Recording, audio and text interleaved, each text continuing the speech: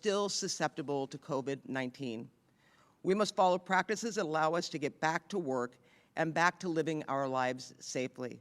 Please continue to wear face coverings when you leave your home, which is critically important to protect yourself and those around you. Also, maintain safe social distancing. Keep 6 feet apart from anyone you encounter who is not a member of your household. Most importantly, we ask that you are as cautious and careful in public. Our ability to slow the spread relies on us taking these precautions seriously. Staying at home when we can and limiting close contact are the best ways to prevent community spread. Gathering in groups puts everyone at risk of infection, so avoid gatherings in public at your house with people you don't live with. It only takes one person to spread COVID-19. Working together, we can minimize the burden of the coronavirus while protecting the overall health and well-being of our residents. Meanwhile, the county is aiming to provide testing. Previously, we identified a goal of conducting 15,000 tests per day by August. We have already surpassed that goal and are currently testing approximately 17,000 individuals each day and have tested more than 1 million residents to date. If you think you've been exposed to someone who has tested positive or you are experiencing symptoms, contact your health provider and ask about getting tested. Due to the 4th of July holiday this weekend, there are fewer appointments available in LA County. However, appointments are available for the week of July 6th and 10th. If you do not have a primary care provider or cannot get connected with one, registration for LA County operated sites will be available starting Friday, July 3rd at covid19.lacounty.gov/testing. As our efforts continue, one of the most important metrics we monitor is a number of new patients who require hospitalization every day. By focusing on patients in the hospital, we can better understand the spread within the community without being misled by increased testing access.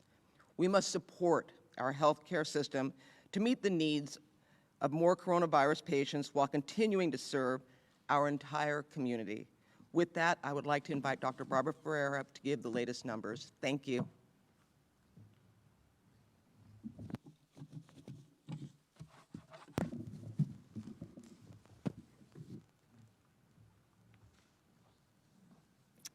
Good afternoon, everyone, and thank you so much, Supervisor Barger and the entire Board of Supervisors. I know that all of our community members join me in being so grateful for what you've been doing to slow the spread of COVID-19 and to protect our entire LA community. To update you on our current status, I'm sad to report 22 additional people passed away from COVID-19. 18 of the people who passed away are over the age of 65, and 17 of the people over the age of 65 who passed away had underlying health conditions. 4 people who died are between the ages of 41 and 65, and 1 person in this age group had underlying health conditions. Of the 22 newly reported deaths today, 7 were among people who resided in skilled nursing facilities. This does bring the total number of deaths to 3,326 for LA County. And to everyone who's grieving a family member or a friend who passed away from COVID-19, our hearts go out to you, and we're so sorry for your loss.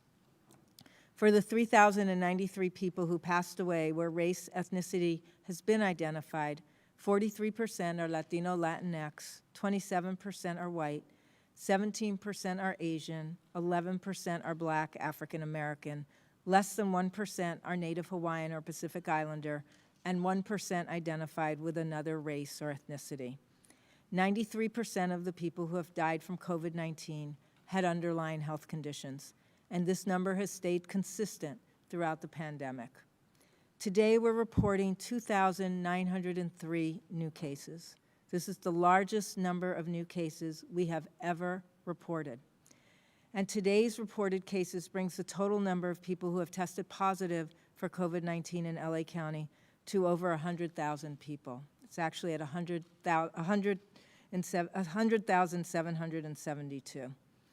The 100,772 total cases we're reporting include 3,643 total cases reported by the city of Long Beach and 1,276 total cases reported by the city of Pasadena.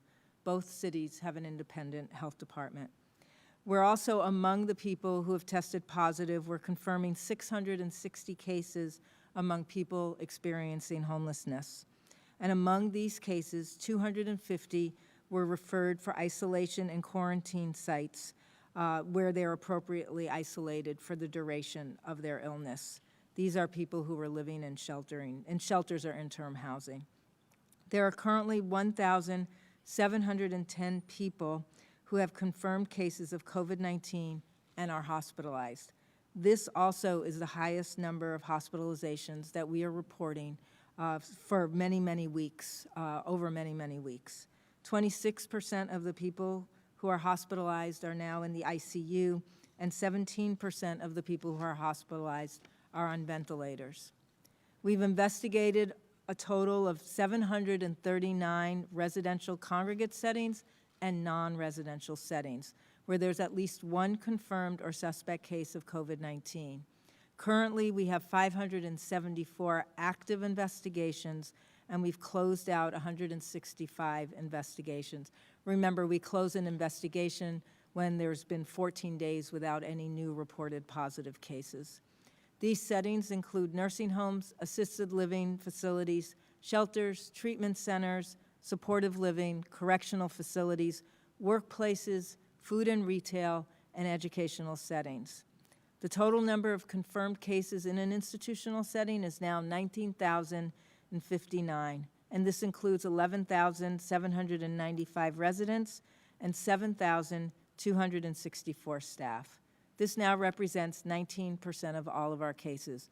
And again, you'll notice a small decline in the percentage of cases that are occurring in institutional settings. I am sad to report that 1,754 people who were living in institutional settings have died from COVID-19. 1,606 of the people who lived in institutional settings and passed away resided in skilled nursing facilities. And to all who are mourning the passing of a loved one who resided in an institutional setting, our thoughts and prayers are with you every day. We are reporting 1,999 confirmed cases at some point in jail facilities. 804 are among people who are incarcerated as reported by the Sheriff's Department, and 295 are among staff. There are 184 cases in the state prison, 128 among people who are incarcerated, and 56 among staff. And there are 760 cases in the federal prison facilities, 744 among people who are incarcerated, and 16 among staff.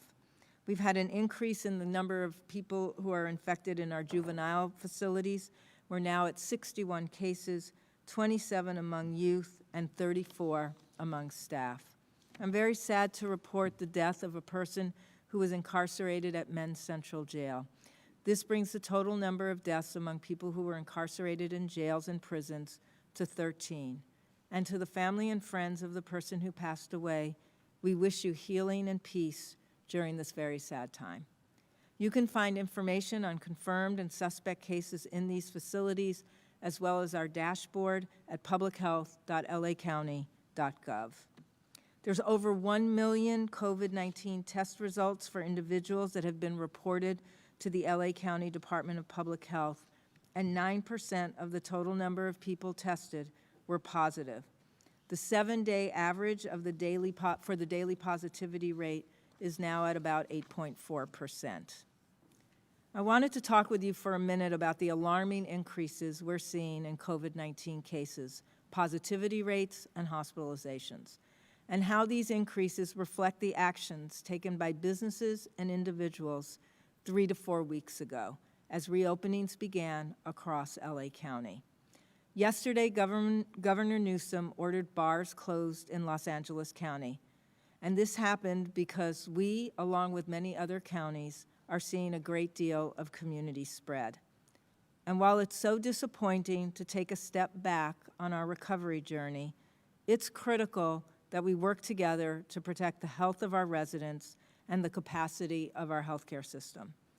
And because there's so much at stake, since these continued increases will result in many more people becoming seriously ill and many more deaths from COVID-19, our collective actions by both businesses and individuals is the only way that we can actually slow the spread. This really means that all businesses must follow the public health directives for physical distancing and infection control as they're reopened. It also means that residents have to practice physical distancing and wear their cloth face coverings whenever they're outside their home in contact with any other people. And now I want to look a little bit at the data that's driving our concerns and that influences our decision making. And I'll take the first slide, which has us looking at the data that demonstrates that there's significant community spread of the virus. This graph shows the 7-day average of daily reported new cases of COVID-19. As we've mentioned, our daily reported cases are sometimes skewed by some underreporting over a weekend or large backlogs of cases that are being reported by labs. But most labs at this point are submitting to us electronically, and those are not the conditions that are contributing to the increases we've seen for this last week. And the early spikes that we saw a while back really did reflect the increases in testing capacity. But again, our testing capacity has been robust for the last couple of weeks, and the increases we're seeing today do not reflect an increase in testing capacity. And when you look at the data as the 7-day rolling average over time, you can see that there's a clear picture of the sharp increase in new cases over the past 2 weeks. And this does indicate definitively that we have increased community transmission. And we'll take the next slide. This slide shows us a 7-day average of the daily percent of positive tests over time. Early on in the pandemic, as you can see on this table, the capacity to test was very limited. So testing was reserved for people who were seriously ill or who were symptomatic and at higher risk of becoming seriously ill. And we had a very high rate of positivity early on in the pandemic. As testing became more widely available and more people were being tested, we saw the positivity rates drop, hitting the lowest daily rate of 4.6% positivity in late May. In recent weeks, even as testing capacity has remained relatively stable, we have seen our positivity rate jump to almost 9%. We'll see the next slide. This slide also shows us a 3-day average of daily current COVID-19 hospitalizations.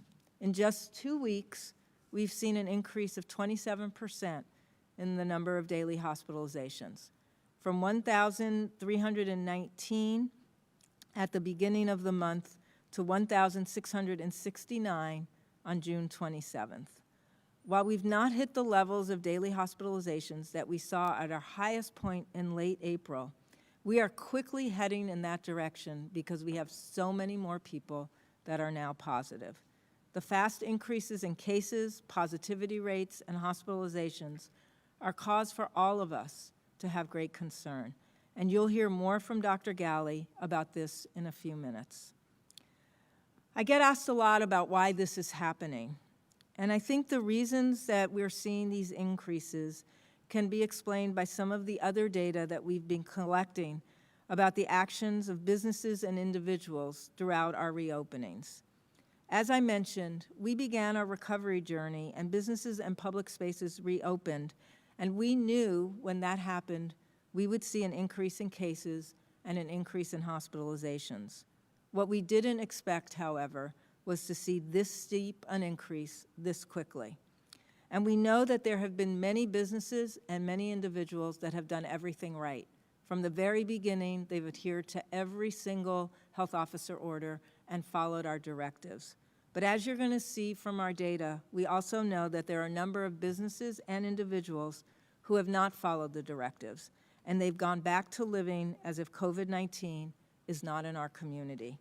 So I need to say to all of us, businesses and individuals across the county, that at this point, if you're not part of the solution to slowing the spread, you're ending up being part of the problem.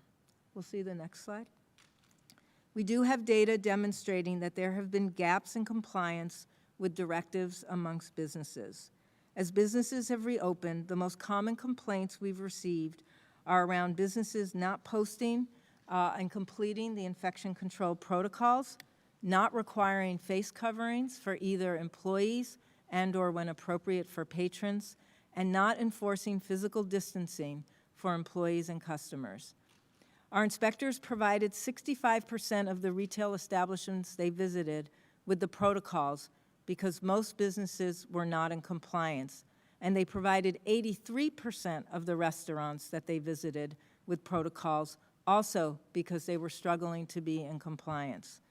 But this past weekend, 3 weekends after our restaurants have been open, 33% of the restaurants were still not able to adhere to the physical distancing protocols indoors. And 44% of the restaurants had workers who were not wearing face coverings and face shields.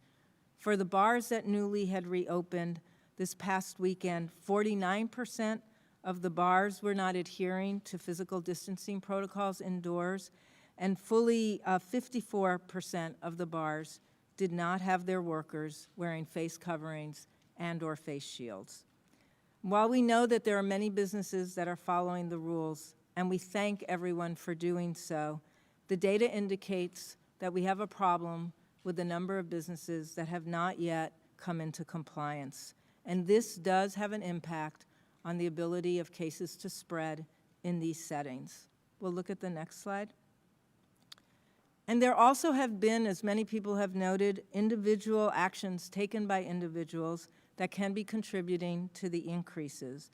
We noted before that the fact that there were lots of people in crowded situations, many at protests, others were just at gatherings, without face coverings and without having physical distancing of at least 6 feet, that there was a chance that there would be spread. We also collect data from the University of Southern California on self-reported behaviors, and this has shown us that the percent of people that are reporting that they're staying home now, except for essential activities, has decreased another 14%. The survey also shows us that the percent of people who have had close contact in the past 7 days with people they don't live with has increased by 36%. And we've learned from the data generated by the app Foursquare that on June 20th, the first weekend that bars in LA County were permitted to reopen, over 500,000 people visited nightlife spots across our county. We know today that there's a 42% increase in cases amongst younger people, those people between the ages of 18 to 40, and this has happened just in the last 2 weeks. And as a reminder, just because you're in a younger age group and maybe less likely, if you don't have underlying health conditions, to suffer debilitating effects from the virus, you are a spreader, and you have easy ability to spread this infection to other people who in fact do have higher risk for both needing a hospitalization and or even potentially dying from COVID-19. So immediate action is needed, and all of us, businesses and individuals, need to figure out how we personally are going to help to turn things around. Otherwise, we're quickly moving towards overwhelming our healthcare system and seeing even more devastating illness and death. Here are the things I think we can do right now at this very tenuous moment in our pandemic in LA County. Stay home if you're elderly or you have serious underlying health conditions. There's way too much infection circulating in the community for people who are at higher risk to actually be spending any time outside that's not absolutely essential, outside of their home. Everyone else, you should also stay home as much as possible and limit activities outside of your home to what you really need to do. I know you need to go to work, you need to get your groceries and your medicine, and you may need to make medical visits, but this is the time to hunker down back in your home whenever you can. And always wear your face covering and keep physical distance when you're outside your home. You can continue to wash your hands frequently. And I like to suggest that we all avoid what I call the 3 C's. Confined spaces. Being outdoors is always safer than being indoors, especially when you're with people that are not from your household. Avoid crowds. The more people in a space or an area, the greater the risk of someone being infected and infecting others. And avoid close contact. Staying farther apart is always safer than being closer together. This is a good time to return to the ways we all stayed connected during the early days of the pandemic. Call, text, FaceTime, Zoom.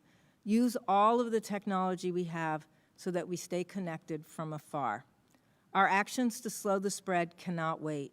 We do need to do these actions now and for the near future. I can't stress enough what's at stake at this moment. We don't want to overwhelm our healthcare system, and we want to make sure it retains the capacity to care for everyone who needs it. We don't want to experience even more tragedy of seeing friends and family members pass away from COVID-19. I know we can do this because we have done it. Please, let's not let go of everything we worked hard and sacrificed for. We did slow the spread, and we must continue to work together to turn this around. And now Dr. Galley will present some new research from the Department of Health Services.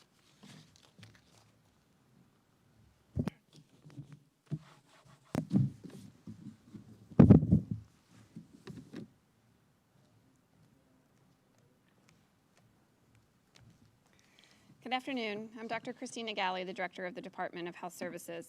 As Dr. Ferrer just mentioned, things have changed a great deal over the last several days, and we're now seeing a very different trajectory in the number of cases and the number of hospitalizations across the county.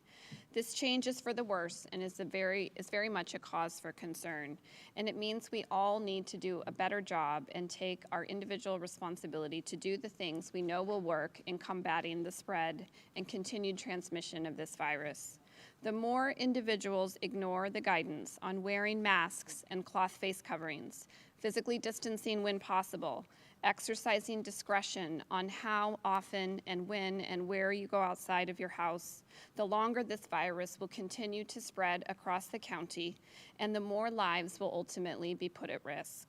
Today, I'll speak to two things. First, I'll provide an update on the modeling effort where we're looking at the demand projections for hospital beds across the county, and I'll also share information about what the Department of Health Services, as well as all hospitals across the county, are doing to prepare for an anticipated increase in patient volume in the days and weeks to come. To be clear, if there is one thing that you could take away from this briefing, let it be this. Hospitalizations are on the rise in the county. Transmission has increased within our communities, and as a result, we all need to be more careful about the steps we are taking to prevent transmission. People need to pay attention to this and wear their masks and physically distance whenever possible. It is a simple and very straightforward message, but will absolutely make a difference. Shifting now to the model. We first introduced the model on April 10th. Our goal at that time and still today is to make the best possible predictions about the spread of COVID-19 within Los Angeles County and assess the effectiveness of different interventions, including physical distancing and other measures. In the initial weeks after the county moved to reopening, we saw transmission in new cases and new hospitalizations hold generally steady. But over the past week, things have certainly taken a turn for the worse. We are now seeing increased transmission of COVID-19, an escalation in new cases, and as Dr. Ferrer mentioned, this is an escalation in new cases even apart from the increase in testing that has taken place over the past several weeks and months, and in the setting of an increased test positivity rate, and also an escalation in new COVID-related hospitalizations. These curves, as you'll see in a few minutes, are no longer flat. Instead, they all have a very steep upward trajectory. Last week, as just one data point, we estimated that 1 in 400 individuals in Los Angeles County was infected and not isolated, either at home or in a hospital bed, and thus was capable of transmitting COVID-19 virus to others. Today, we estimate that that number is 1 in 140. This is a threefold increase from what we presented last week. This means that it is highly likely that those in Los Angeles are going to interact with people who are infectious, especially as we move toward reopening. Many of these people, remember, have no symptoms at all, and there's no way for you to tell whether or not they are infected. This is why wearing your mask and minimizing interaction with others to the greatest extent possible is still key. Turning to the first slide. Before we go on to this week's projections, I want to remind you of what we showed you last week in terms of new hospitalized case projections. Remember, the white dots are actual data representing the number of new patients with COVID-19 who require hospitalization each day. We saw a decline initially several weeks ago and then stable numbers after the implementation of the Safer at Home Health Officer order. Last week, the model projected that if there was no change in transmission, this pattern would continue into the summer. So now let's look at what happened to our hospitals in the past week and what that's telling us about the future. Shifting to the next slide. Clearly, this graph is much different than the one that we showed last week. Over the past week, we have seen a consistent rise in the number of new daily hospitalizations of COVID-19 patients. This sharp upturn in daily hospital admissions for patients with COVID-19 reflects an increase in transmission 2 to 4 weeks ago. Remember, this delay exists because once you are exposed, it takes between 2 and 14 days for the virus to incubate, and then another few days for you to have symptoms that worsen to the point where you need hospitalization. It is likely this increased rate of transmission has continued since the past 2 to 4 weeks, over the past 2 to 4 weeks. And if so, we can anticipate several weeks of sharply rising hospital volumes ahead of us, even if steps are taken today to reduce the spread. Now let's look at the next slide, which is the R, or the effective transmission rate. It's important to remember that what is happening in our hospitals is really reflective of what's happening in the broader community. Remember that R is the number of new people that are infected by each infected person on average.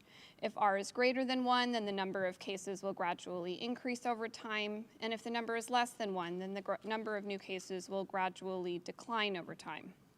Currently, our estimates for the effective R is at 1.26. This R is now solidly greater than 1, and we expect the number of new cases to rise quickly. We use the number of daily, real, actual hospital admissions to calculate the number R so that we are not misled by the increased availability of testing to individuals who might be asymptomatic or only mildly symptomatic. Even though the R of 1.26 is less than what it was at the beginning of the pandemic, when it was above 2 or even potentially 3, this R can change and cause quite quickly a large rise in new cases because much broader base of individuals are now infected today than they were at the beginning of the pandemic. Moving to the next slide. This slide shows hospital bed demand. An increase in hospitalization, of course, translates into an increased demand for hospital beds. The red horizontal line that you see on the slide is the capacity at the end of last week for overall hospital beds at approximately 3,000 in the county. We are meeting the demand right now for hospital beds. But if the predicted increase in new patients requiring hospitalizations materializes as these charts indicate it might, the number of hospital beds could become inadequate in the next few weeks. In many cases, the people who will need these beds have already been exposed to COVID-19 because, again, what is happening in our hospitals is reflective of what happened a couple of weeks ago in our communities. Turning to ICU bed capacity, and all of these charts are available online on the DHS website. It is a little bit of a different story compared to overall hospital beds. ICU beds in any hospital are the most limited and precious resource. And in the near future, even with the more limited use of intensive care that we're using for patients with COVID-19 versus what we saw at the beginning of the pandemic, we are likely to fill our available ICU beds in the very near future. Please know that does not mean that we are out of ICU beds today.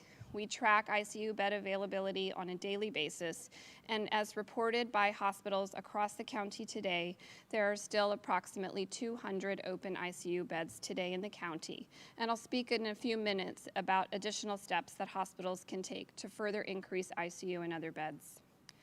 In terms of ventilators in our hospital system, we project that we have an adequate ventilator supply for at least the next 4 weeks. This shortage of hospital beds can be met by changes within hospitals themselves, which is known as hospital surging or implementation of hospital disaster plans, and I'll address that in just a minute. Finally, on the next slide, we look at what mortality rates could look like in the coming weeks.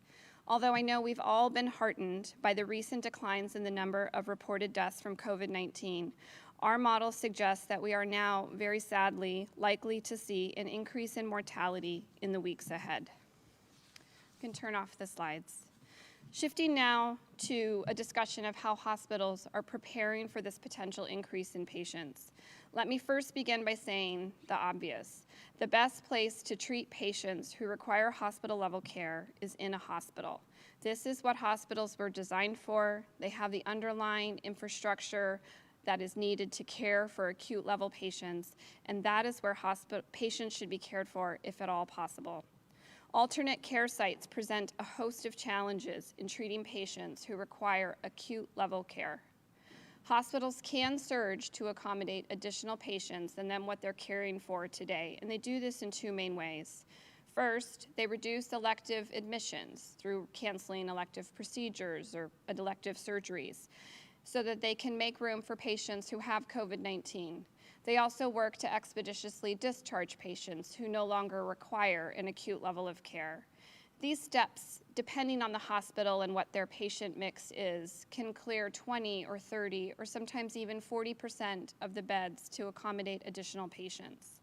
Second, patients have the capacity to add typically 20% and sometimes more beds above their normal capacity and can take steps to open these beds should the needs arise.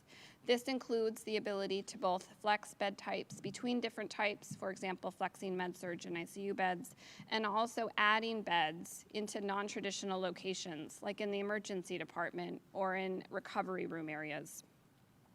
At DHS hospitals specifically, we are tracking important data to understand when hospitals need to implement these surge plans, and we're also adding new clinical staff, including nurses and respiratory therapists, to be able to take care of patients.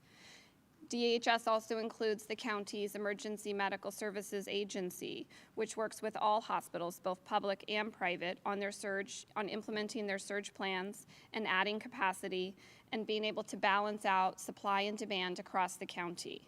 It also has an active role in distributing supplies and ventilators and works closely with the state on the distribution of state and national stockpile resources. Hospitals, both public and private, are prepared to cancel elective surgeries and procedures if they need to, and to implement other aspects of their surge plans in the days and weeks ahead.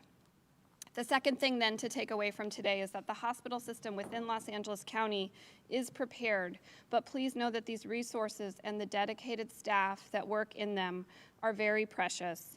We want to avoid the need to surge at all costs. The way to do that is the same tools that we've shared that Dr. Ferrer just went through. It's about wearing your masks, following the health officer orders and the reopening of businesses, and following the other guidelines that you've heard. Reopening can give a false sense of security and safety. We are not reopening because the virus is gone. Instead, we all know that safer at home is not sustainable. People need to work. They need to support their families. They need to engage in activity that supports their mental health and so much more. But the reality is that in doing all of these things, we all interact with people who are infectious but might not appear sick. This is why it is so important for everyone to wear their facial coverings and to respect physical distancing whenever possible. To wash your hands, clean surfaces, quarantine and isolate when called for, and if you are particularly vulnerable to serious infection, if you're elderly or you have an underlying health condition, it's even more imperative to stay at home if at all possible.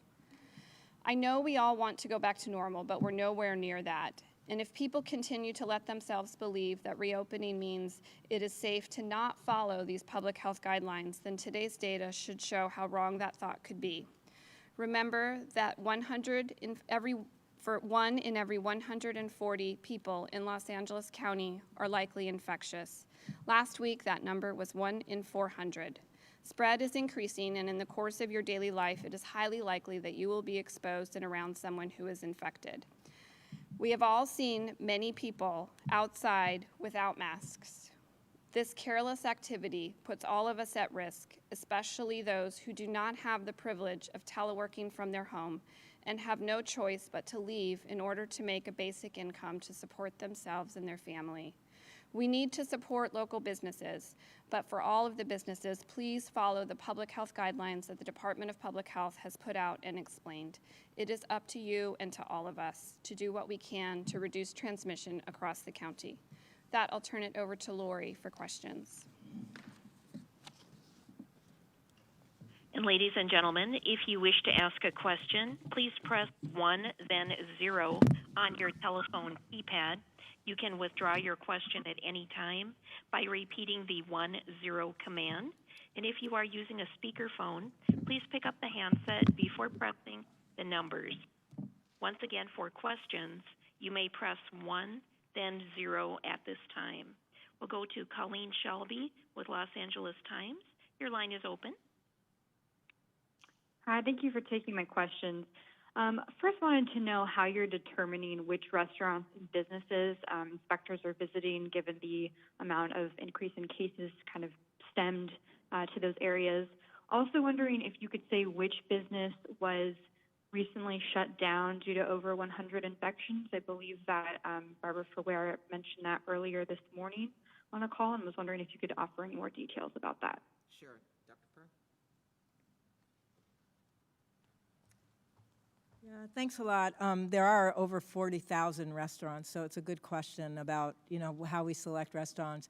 It really is somewhat random, although we certainly are looking at our database about places where there may have been citations that were issued in the past. Mostly what we're trying to do is get to every single part of the county so that everyone has an opportunity to hear from us and get direction from us. At this point in time, we visited, I think, well over probably 3,000 restaurants as part of sort of the technical assistance side of our house. We also do regular inspections. So I want to say the inspections at restaurants also continue, and we use that as an opportunity, obviously, to educate and at this point to help people running those businesses or operating those businesses come into compliance. I'm going to have to look up at the name of the business that, in fact, was ordered to shut down. And I believe that kind of information will be posted by us. So if it's not posted today, it should be posted by tomorrow. So we'll take the next question. We go to Hal Eisner with Fox 11 News. Yeah, hi, Dr. Ferrer. Thank you very much for taking my question. You talk a lot about families getting together. Not a great thing to do right now, I gather, but July 4th is right around the corner, and I'm wondering, one, about your advice with regard to July 4th, and about beaches, if we're going to be seeing some kind of curtailment of people being able to be on the beaches because of concern over people gathering.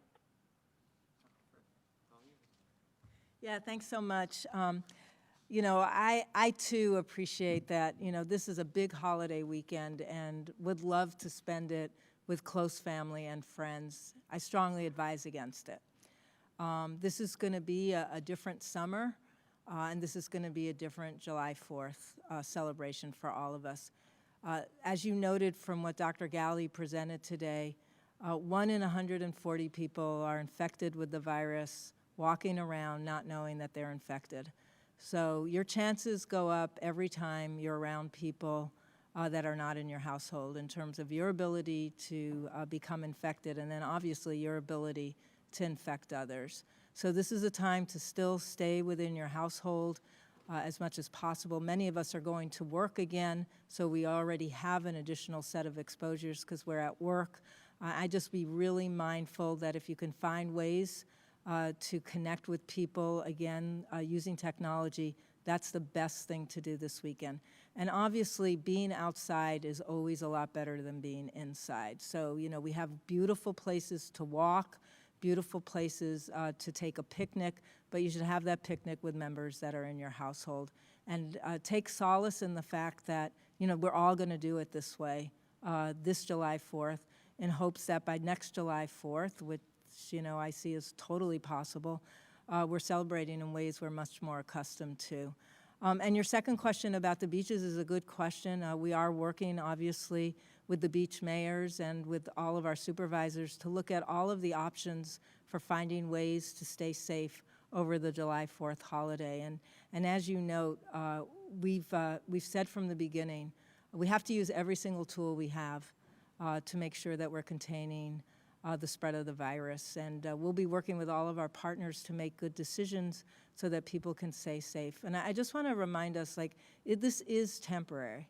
You know, this is not forever. This is not even for an entire another year. This is a temporary set of temporary steps that we're asking everyone to take because we have seen these dramatic increases. We need to get this back under control so that we can remain on a recovery journey. We'll take the next question. We'll go to Lauren Lister with KTLA 5 News. Please go ahead.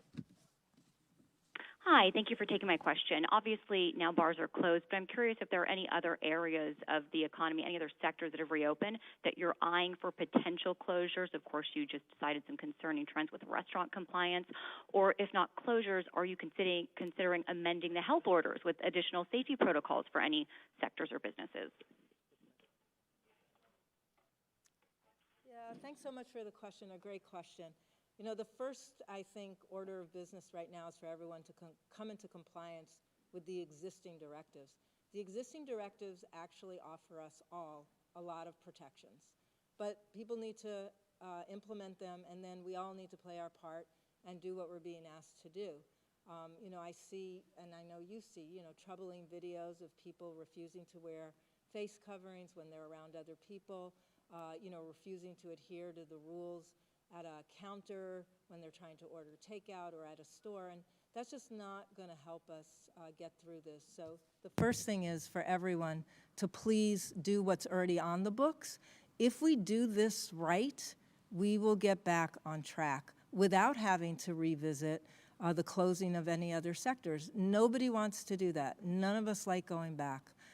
But it's really going to take all of us at this point, every single one of us, to help us make sure we can stay on this path and not have to look back at other sectors. You know, if I'm reporting that we have, you know, still, you know, 35% of our restaurants 3 weeks after opening that are struggling to come into compliance with the directives, that's not a good thing. It's time to come into compliance. It's time to make those extra efforts, and it's time for us to all support the efforts that are needed to help us with the recovery journey. Thank you. We'll go to Rosemary Kim with NBC America. The line is open. Hi, thanks for taking my question. So we've seen younger people congregating in these type of social situations, and now that a big factor of that, the bars are closed, do you expect to see changes in positivity rates, especially among the younger population? And also, if we don't see the changes, how likely is it of a more widespread shutdown?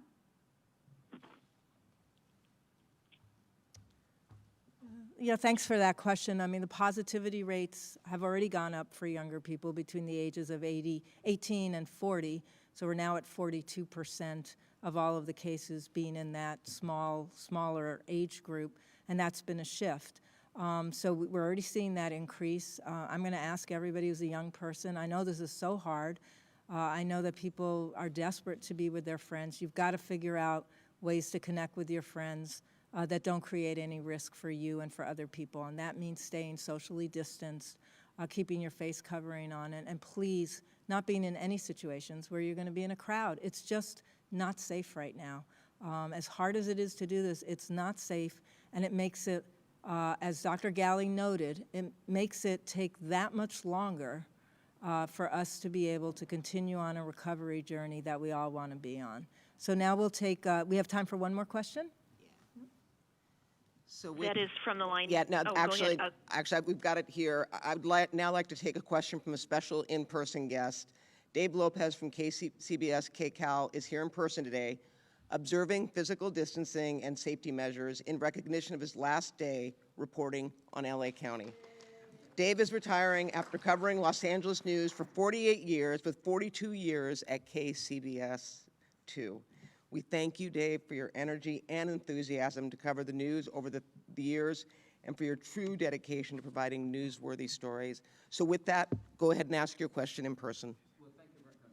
Yeah, yeah. Thank you very much. I feel like I'm leaving, the fire right in the middle of before it's out. But my big question is, go here? Yeah, go ahead. Thank you again. And again, it's been wonderful. I don't want to steal the show from anything, because this is the story. Are we at such a critical stage that this is a make or break week? Can we see beaches? Can we see other businesses slow down? If we still get almost 3,000 positives a day, I mean, how critical is this? And obviously, people are not listening. So Dr. Ferrer, that's a good question for you, and that's a good way to end the news conference. I think that's the most important question right now. Go ahead. Yeah, we can't sustain this rate of increase on positive cases. We just can't. We have to get it back down, or we have to level off. You can imagine what happens with 3,000 cases. We call all of you, and you all have been in contact with 1 or 2 or 3 or even 4 people. And that means that every day now we're contacting thousands and thousands of people to tell them that they need to isolate and quarantine. And all of those people have had opportunities before they get our call to infect other people. So this train can be a runaway train if we don't put the brakes on it. But we can put the brakes on it. We've done right before. We just have to get our heads back into this sort of new normal that we're living in so that we can go ahead and continue on our recovery journey. And now we'll turn to remarks in Spanish. Thank you, Dave. Thank you, Dave. Awesome reporting.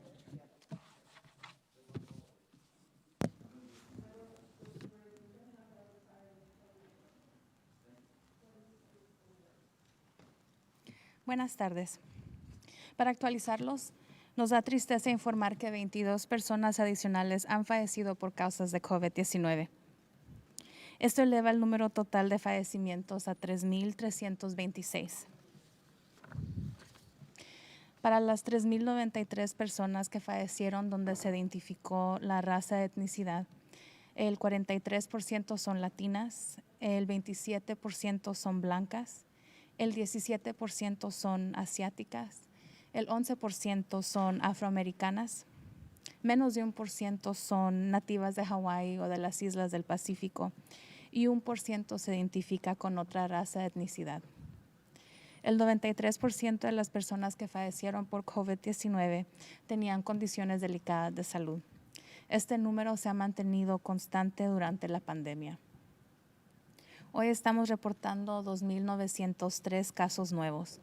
Los casos reportados hoy elevan el número total de personas que dieron positivo para COVID-19 a más de 100,772.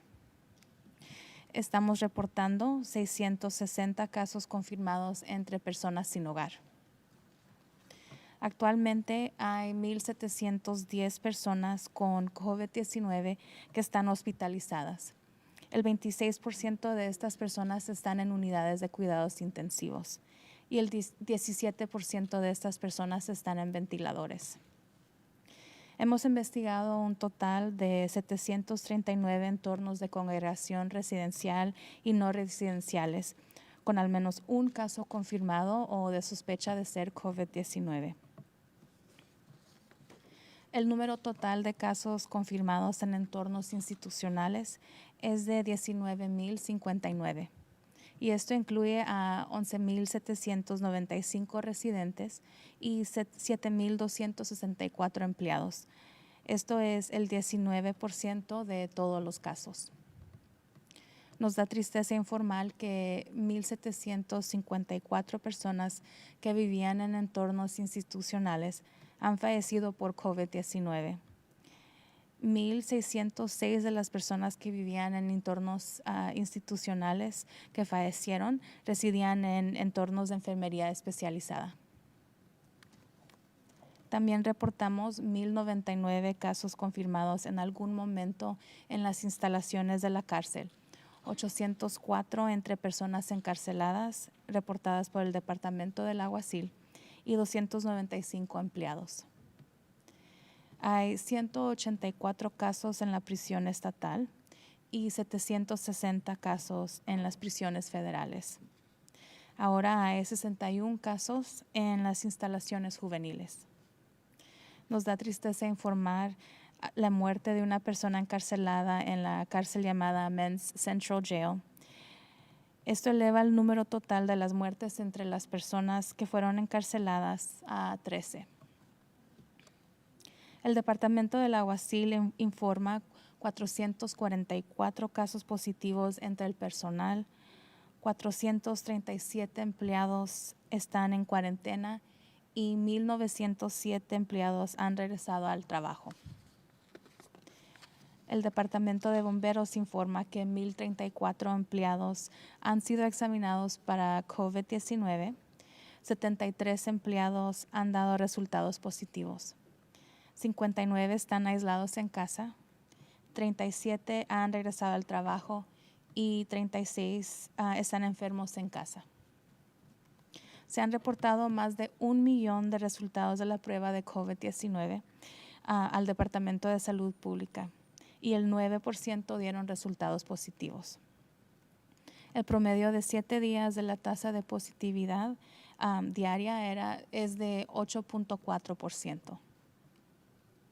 Hoy también nos gustaría hablar con ustedes sobre los aumentos alarmantes que estamos observando en los casos de COVID-19, las tasas de positividad, las hospitalizaciones y cómo estos aumentos reflejan las acciones tomadas por los negocios y las personas desde hace 3 o 4 semanas a medida que comenzaron las reaperturas en el condado de Los Ángeles. Ayer el gobernador Newsom ordenó el cierre de los bares en el condado de Los Ángeles. Y eso sucedió porque estamos viendo una propagación de casos muy altos dentro de la comunidad. Si bien es lamentable dar un paso atrás en nuestro viaje de recuperación, es fundamental que protejamos la salud de nuestros residentes y la capacidad de nuestro sistema de atención médica. Debido a que hay mucho en juego, ya que estamos viendo aumentos en casos, también podemos ver un aumento en la cantidad de personas que se enferman gravemente y que hasta puedan fallecer. Así que nuestra acción colectiva por parte de los negocios, igual que de todas las personas, sigue siendo la única manera que podemos frenar COVID-19. Esto significa que todos los negocios deben seguir todos los protocolos de salud pública para el control de infecciones y el distanciamiento físico. Esto también significa que todos los residentes deben practicar el distanciamiento físico y usar una cubierta de tela para la cara cuando esté afuera de su hogar. Ahora veamos los datos que están generando nuestras preocupaciones y están guiando la toma de nuestras decisiones.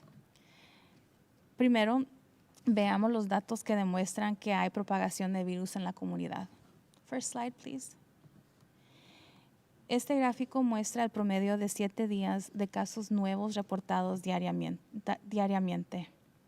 Como hemos mencionado, nuestros casos reportados a diario a veces pueden ser diferentes por la falta de informes durante el fin de semana o por una gran cantidad de casos atrasados, los reportes atrasados de un laboratorio. Además, los primeros aumentos fueron en parte un reflejo de los aumentos en la capacidad de pruebas. Sin embargo, cuando observamos los datos como un promedio reportado de 7 días a lo largo del tiempo, da una idea clara del fuerte aumento de nuevos casos en las últimas 2 semanas e indica una mayor transmisión en la comunidad. Next slide, please. Este gráfico muestra el promedio de 7 días del porcentaje diario de pruebas positivas a lo largo del tiempo. Al principio de la pandemia, la capacidad de hacer pruebas era muy limitada, por lo que la prueba estaba reservada para personas que estaban gravemente enfermas o sintomáticas y con mayor riesgo de enfermarse. Por lo tanto, observamos una tasa muy alta de positividad desde el principio. A medida que las pruebas se hicieron más ampliamente disponibles y más personas fueron evaluadas, observamos que las tasas de positividad disminuyeron, alcanzando la tasa diaria más baja de 4.6% de positividad a fines de mayo. En las últimas semanas, a pesar de que la capacidad de hacer pruebas se ha mantenido alta, hemos visto que nuestra tasa de positividad salta a casi 9%. Next slide. Este gráfico muestra el promedio de 3 días de hospitalizaciones diarias actuales de COVID-19. En solo 2 semanas hemos visto un aumento del 27% en las hospitalizaciones diarias de 1,319 el 14 de mayo a 1,669 el 27 de junio. Aunque no hemos alcanzado los niveles de hospitalizaciones diarias que observamos en nuestro punto más alto a fines de abril, vemos que rápidamente vamos en ese camino. Los aumentos rápidos en los casos, las tasas de positividad y las hospitalizaciones son motivo de gran preocupación. Las razones por las que estamos viendo estos aumentos pueden explicarse por otros datos que hemos estado recopilando sobre las acciones que toman los negocios y las personas a lo largo de nuestras reaperturas. Cuando comenzamos nuestro viaje de recuperación y reabrimos negocios y espacios públicos, esperábamos ver aumentos en los casos y las hospitalizaciones.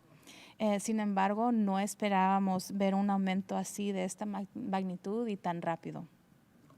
Sabemos que han habido varios negocios y personas que no han seguido los protocolos y han vuelto a vivir como que si COVID-19 no estuviera en nuestra comunidad. Y les decimos a todos los negocios y a las personas en todo el condado que si usted no es parte de la solución para frenar COVID-19, usted es parte del problema. Next slide.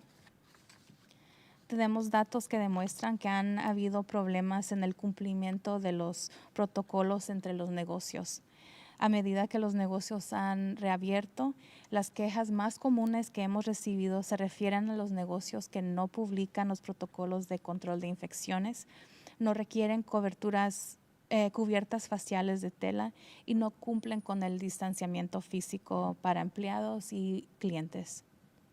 Nuestros inspectores han ofrecido protocolos a un 65% de los negocios visitados porque hubo algún nivel de incumplimiento y han ofrecido protocolos a un 83% de los restaurantes visitados por incumplimiento.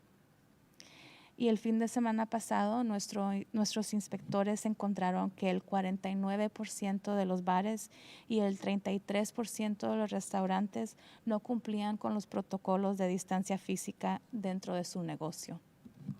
Los inspectores también encontraron que el 54% de los bares y el 44% de los restaurantes tenían trabajadores que no usaban cubiertas de tela para la cara y protectores faciales. Sabemos que hay muchos negocios que siguen las reglas y se lo agradecemos. Pero estos datos indican que muchos no siguen las reglas, lo que tendrá consecuencias importantes para la cantidad de casos en nuestra comunidad. Next slide. También tenemos datos que demuestran las acciones de las personas que probablemente contribuyeron a los aumentos. De los datos recopilados por la Universidad del Sur de California sobre los comportamientos que los residentes del condado de Los Ángeles reportan durante la pandemia, vemos que el porcentaje de personas que informan que se quedan en casa, excepto por actividades esenciales, ha disminuido en un 14%. Esta encuesta también muestra que el porcentaje de personas que han tenido contacto cercano en los últimos 7 días con una persona con la que no viven ha aumentado un 36%. Y seguimos viendo en los datos generados por la aplicación Foursquare que el 20 de junio, el primer fin de semana que se permitió la reapertura de bares en el condado de Los Ángeles, 500,000 personas visitaron lugares de vida nocturna. Y hemos visto un aumento del 40% de casos entre personas más jóvenes de entre 18 a 40 años en las últimas 2 semanas. Todos nosotros, negocios, personas y empresas, debemos tomar medidas inmediatas si queremos cambiar las cosas. De lo contrario, nos estamos moviendo rápidamente hacia abrumar nuestro sistema de salud y ver enfermedades y muchos más fallecimientos. Estas son las cosas que debemos de hacer de inmediato en este momento tan frágil dentro de la pandemia. Quédese en casa si es una persona mayor o si tiene problemas delicados de salud. Todos los demás deben quedarse lo más que puedan en casa y limitar las actividades fuera de su hogar. Simplemente salgan a lo que es esencial: trabajar, comprar alimentos y medicinas y visitas médicas. Siempre use una cubierta para la cara y mantenga una distancia física cuando esté fuera de su casa.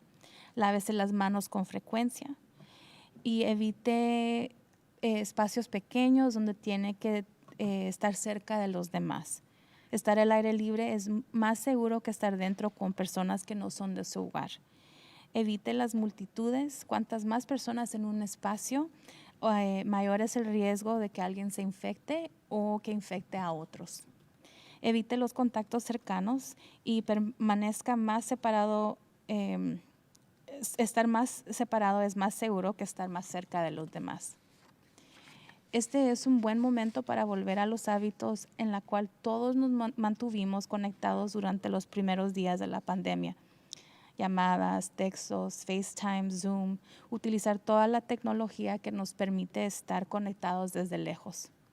Nuestras acciones para frenar la propagación no pueden esperar. Tenemos que hacer estas cosas importantes ahora. No podemos enfatizar más lo que está en juego en este momento.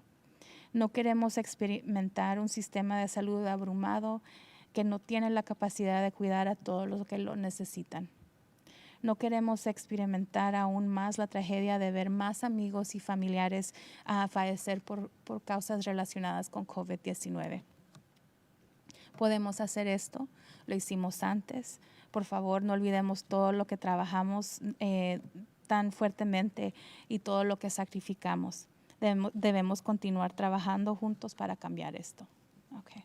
And now we'll move on to questions. Okay, now we'll move on to Spanish remarks.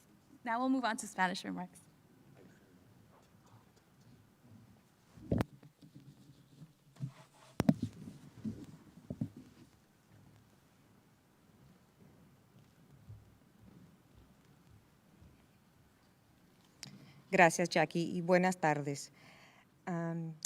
Bueno, como ha oído con Jackie, las cosas han cambiado en el condado de Los Ángeles con respecto al COVID-19.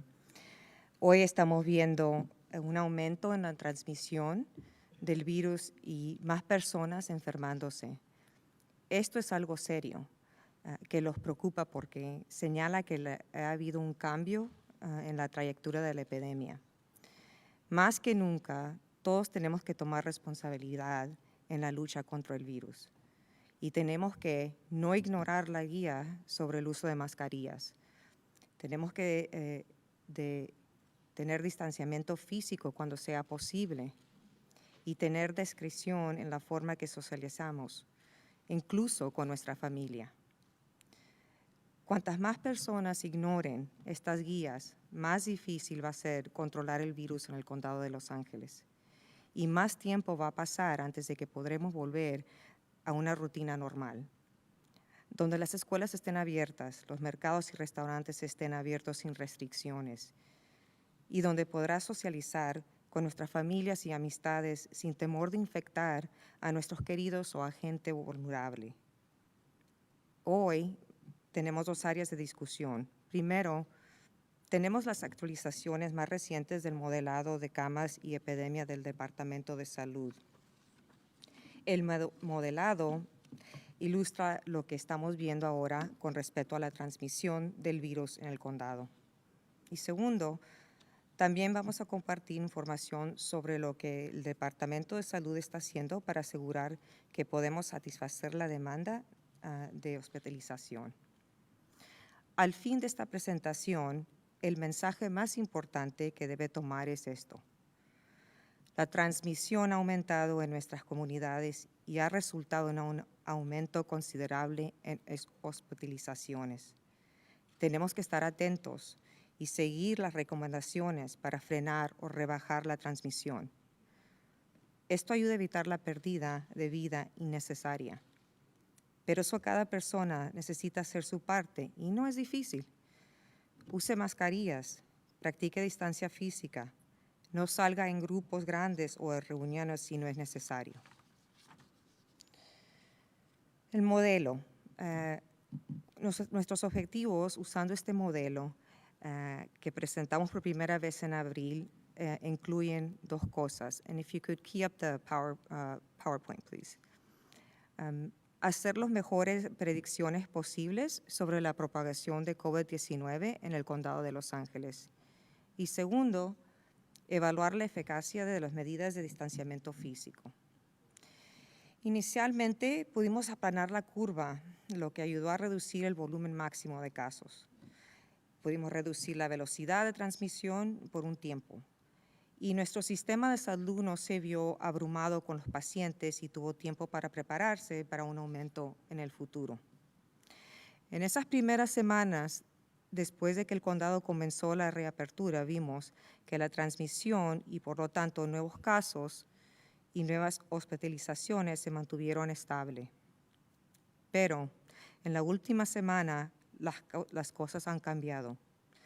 Ahora estamos viendo una transmisión significante de COVID-19, una escalada de nuevos casos y también una escalada de nuevas hospitalizaciones relacionadas con el COVID. Las curvas ya no son planas. En cambio, todos tienen una trayectoria ascendente. La semana pasada estimamos que 1 de cada 400 personas en el condado estaban infectadas, no aislada y capaz de transmitir COVID-19. Hoy estimamos que el número es 1 de cada 140 personas. Este es un aumento de más de 3 veces. Lo que esto significa es que las personas en Los Ángeles tienen una probabilidad alta de encontrarse con otra persona que está infectada. Muchas de estas personas no tienen síntomas en absoluto, no hay manera de decir si están infecciosos o no. Y por esta razón es importante que siempre use su mascarilla y que limite sus interacciones que no sean necesarias.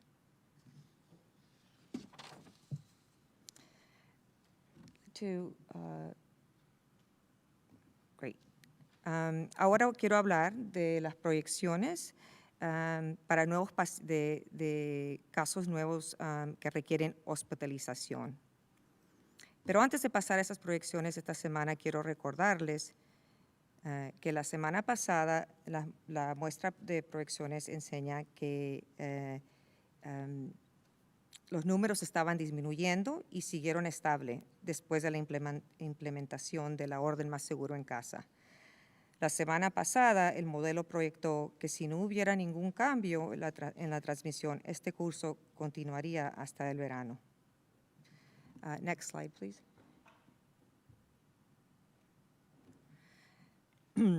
Ahora vamos a ver lo que sucedió en nuestros hospitales la semana pasada y cómo eso ha transformado lo que el modelo nos dice sobre el futuro.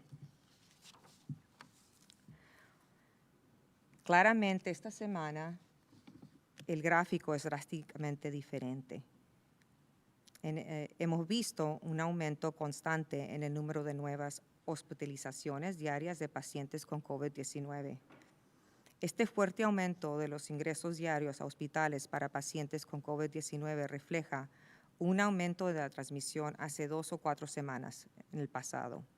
Y este retraso existe porque una vez expuesto el virus se incuba durante unos días. Luego te enfermas y después de 7 a 10 días de estar enfermo en casa, la enfermedad continúa progresando hasta el punto de que necesitas hospitalización. Es por eso que estamos viendo el impacto de la transmisión de hace semanas. Es probable que este aumento de la tasa de transmisión haya continuado y si así es, tengamos varias semanas de un fuerte aumento del volumen en los hospitales por delante, incluso si se toman medidas de inmediato para reducir la propagación. Next slide, please. Hoy vamos a hablar, ahora hablemos se llama la R efectiva. Y voy a explicar un poco qué es. Tenemos que recordar que lo que está sucediendo en nuestros hospitales refleja lo que no solo refleja lo que está sucediendo hoy, sino que también incluye lo que sucedió en las últimas semanas en nuestras comunidades. La R significa el número de personas nuevas que pueden ser infectadas por una persona infectada. Si la R es mayor que 1, entonces el número de casos aumentará con el tiempo.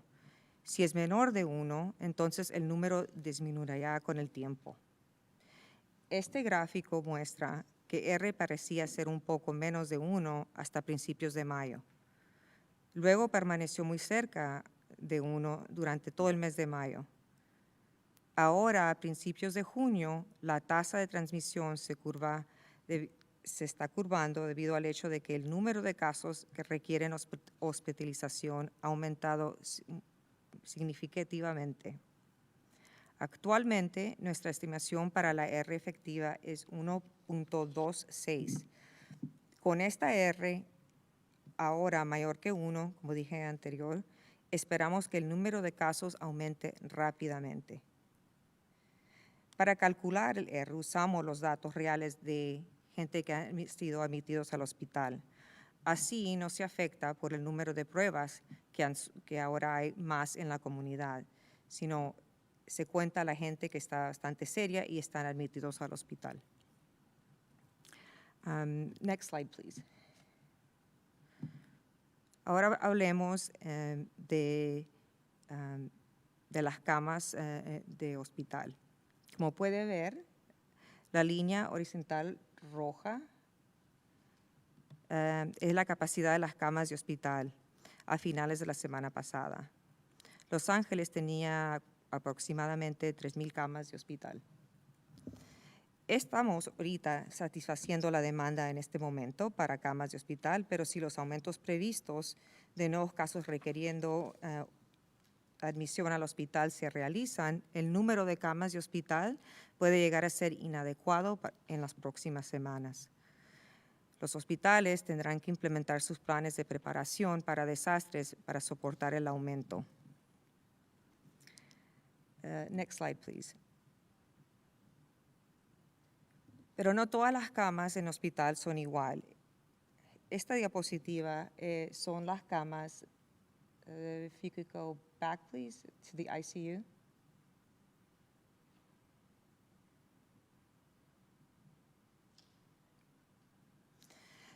No todas las camas son igual. La capacidad de la cama de cuidado intensivo es una historia completamente diferente a comparación a las camas regulares en los hospitales. Las camas de cuidado intensivo son nuestro recurso más limitado y en un futuro muy próximo, incluso con el uso más limitado de cuidados intensivos para pacientes con COVID-19, es probable que llenemos nuestras camas de cuidado intensivo actualmente disponibles. En términos de ventiladores, en nuestro sistema hospitalario, proyectamos que tengamos un suministro adecuado de las máquinas y durante las próximas 4 semanas estaremos bien. Next slide, please. To the mortality